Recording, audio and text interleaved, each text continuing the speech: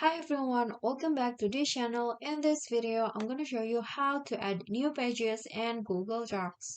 So you guys can see here, I've already on my Google Docs and I want to add pages into my Google Docs, and in here, I only have one pages and I want to add more pages into this document. So what you guys can do is you can just go to insert and find the break option. So just scroll down until you find the break option, and then here click on the page break.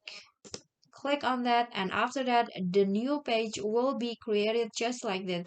And if you want to add a new page again, you can just click on insert again and go to break and then click on page break again. So now I have 3 pages on this document.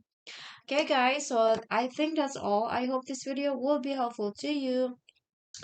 If you get any questions, feel free to drop them in a comment, and if you feel the video is helpful, don't forget to click like and subscribe for more content. I'll catch you all in the next video. Thank you.